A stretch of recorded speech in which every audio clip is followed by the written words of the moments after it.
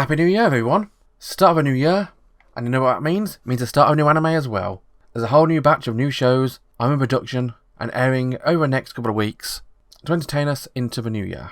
But are these shows any good?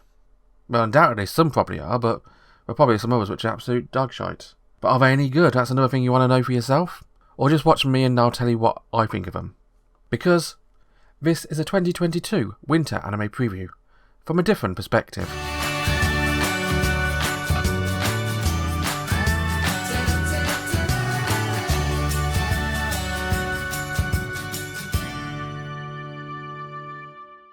Welcome to a world of Leadale, the setting for the new anime in the Land of Leadale, about a character, a girl, who wakes up in the Land of Leadale.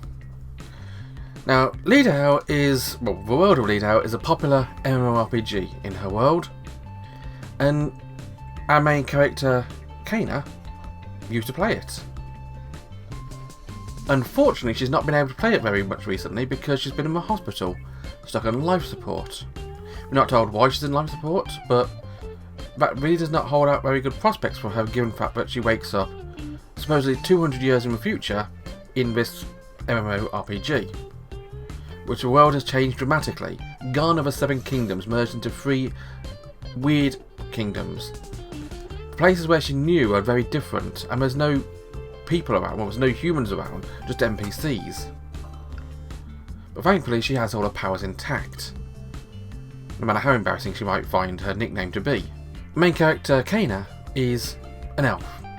That does go some way to explain why she lasted 200 years with her life. Although, being a player character, she doesn't age anyway, so that goes without saying really, doesn't it? Now I'm just going to get it out of the way and say it. In the Land of Leadale is most definitely an isekai series. But having watched the first episode, it's an isekai series which I don't mind. It's what I've come to call a overpowered but comfy isekai. Thinking about the same light as Kuma Kuma Bear and I've been killing slimes for 300 years. It's not a death game, it's not a game where you're just trapped trying to escape. It's a game where she's just in and she's just living. Now I don't know yet whether or not in the Land of Leadale is going to add in some kind of world-defining plot, or whether that's just going to be Kana living a life in MMO, given the fact she's probably lost life in the real world because of a power cut and her being on life support. I'm expecting to hear something in the future about her actually still being alive and the game having a consciousness there, almost like a dot hack sort of scenario. I suppose that would be kind of cliched really, wouldn't it? Kind of fitting for an isekai though. Now to say not much happens in the first episode would be a kind of understatement. This is a slow moving anime. We're just introduced to our main character and the characters in the village. The innkeeper, her cute little daughter. But Kana is just a likeable character. She's very much in the mindset of this is a game, but she doesn't seem to want to let the characters in the game know that they're game characters. I've no idea why. This is what Overlord would be if Overlord was comfy, which it kind of is at times, but it's got a lot more drama in it recently. The Land of Leadale is definitely a show which I'm going to be watching more of. I will recommend it for you as well, especially if you like comfy shows. But if you didn't like things like Killing 300 Slimes or Kuma Kuma Bear, give this one a wide berth, as it is in the same category. You can find it airing over at Crunchyroll. Next up in the anime field, we have the amusingly named Police in a Pod, or it's known in Japan, Hakizumi Koban Joshi no Gyakushu. It's an anime about policewomen, and that's about all you really get from the first episode, just a rookie cop, a rookie police officer called Kawai, who is starting in a police box as a just general officer for the first time in her career, is partnered up with a rather cool but scary looking police officer called Fuji, who has been demoted from criminal affairs for bullying. Obviously this puts Kawai on edge because you got a pretty cool but scary looking police officer demoted for bullying and you're a new cop. But don't worry, this is not a hard-nosed, grizzled cop show. This is a comedy show. So we're going to be talking about the life of those 2 policewomen and how much they go about their day-to-day lives as police officers in the police box.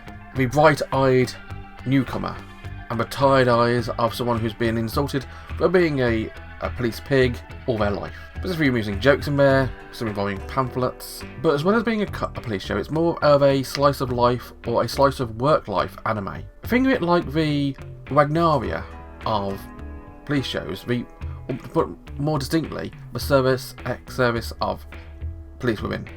This workplace comedy with police officers, giving tickets to people who speed, then giving tickets to them when they drive off without the seatbelt on. This show's not going to be for everyone, but I'm going to be watching a few more episodes of it. I enjoyed the first episode, and I think I've got a whole lot more to show as well. If you want to watch Hakazumi, you can find it airing over at Funimation. Next up, we have the very loud shonen show, ORIENT. A show about finding your direct... No, that's orienteering. A show about China. Actually, it could be about China, but it's a show about samurai fighting demons. Well, I don't call them samurai, I call them something else, but I forget that, to be honest. Our main character, Musashi, that name's not ominous at all, is just hanging around as a kid with his best friend, Kojiro. Also not ominous at all. Now, Kojiro is an outcast. He's of the samurai class. But unfortunately, unbeknownst to them, the samurai class is now looked down upon. They have to show their samurai race, so to speak, by always carrying their samurai sword locked in their scabbard, chained to it. So they're literally dragging along their ball of chain of their race. And it's all about this one character, Musashi, learning to be a miner in order to please the Oni who control the world. And the Oni being bad guys and using a pickaxe. I think he's watched too much Minecraft videos. Using a pickaxe as a weapon is a terrible idea anyway. I mean, you'd even be better using a hoe. But he does. And his pickaxe is so blatantly a weapon that nobody ever picks up on it. I've no idea. I mean, it's effectively just two scythes stuck back to back. It is good for digging, that's because it's so sharp. But surely if you just dug into a ground with a scythe, you just dull the blade all the time. It's not that good for digging holes, but apparently it's good for swinging around as a weapon. Because apparently Musashi likes big weapons. It's when Kojiro is a much more straightforward samurai with a proper sword, or as Musashi calls it, a little toothpick. Again, talking about picks again. This is as shonen as you like. It's not the worst anime I've seen all year. Actually, that's probably a lie. When I watched this, it probably was the worst anime I've seen of the year. Because this was only the third episode of new anime I've watched all year. But it's not bad. If you like shonen shovelware, you'll enjoy this. It's not hugely episodic there, but it's not top grade either. Middle of the road. Take it or leave it, take your pick. You can find it airing over at Crunchyroll. And finally you've got Tokyo 24th Ward, a show which, looking at the pictures from it, I was so worried it's going to be CG, you had no idea. Thankfully it wasn't. It's just a generic action show with interesting premise. A main character, Shooter, just a layabout living his own life, not caring for much at all. He wants to be a hero, but he never really does anything heroic. Until one day, his school burns down. And he tries his hardest to try and save a girl he likes and the character in the school. Sadly, she dies. She actually sacrificed herself to save a little kid, which is good. Not good for her, but good for a little kid. It's a nice thing to do. And so him and his, I would say two friends, but they're not exactly friends in the anime. They're just people who know each other, always seem to be together. They've even got the nickname RGB, blatantly because one's got blue hair, one's got red hair, one's got green hair. Not in that order. And so traumatised by the death of their friends, they go their separate ways, until we go a few years in the future. We've got the memorial of the fire, the arson, and they're reunited. Shooter now being effectively a NEET, not doing anything. Koki being the green-haired guy, being the son of a politician, also the brother of a girl who died, going into politics.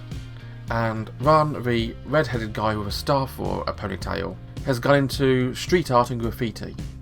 But they're all brought together by a phone call from the dead girl. And they seem to get superpowers about their eyes turning different colours. One gets red eyes, one gets green eyes, one gets blue eyes. There's that thing again. And we have to save another student's family member from dying on a train track. With a new train not being able to stop in time because a dog stuck on rails. Basically one thing leads to another. They save a day, superpowers, run away. There's going to be lots of drama about red powers and why the heck they get phone calls from dead girls. This at least has an interesting premise. The art's decent and the story looks okay. I mean, it's relatively straight middle of the road type of anime as well. This one's probably going to follow the tracks like the train almost didn't. We've got some psychology in there as well. A train coming in to crash into a woman. Do you save a woman, or do you sacrifice a woman and save everybody else? Because if you do save a woman, the train's going to derail and kill hundreds. In the end, they don't choose, they do neither. They stop the train and save a girl without the train derailing. Wasn't one of the options, but they did it. There's not really much more to say about Tokyo 24th Ward. It's not a bad show. It's nothing I'm going to watch more of unless it's a really bad season. In which case I'll probably just end up playing more Final Fantasy. If you do want to watch 24th Ward, you can find it airing over at Funimation. And so that was In the Land of Leadale, Police in a Pod, Orient and Tokyo 24th Ward. 4 new shows of very different themes and storytelling. But I'm glad to say none of them are real stinkers, and we've got 2 great ones in there as well to begin a new season for us. Join me next time I look at 4 more new shows, and thank you very much for watching. Remember to like, comment, subscribe, and find me on Twitch for streaming. Bye bye.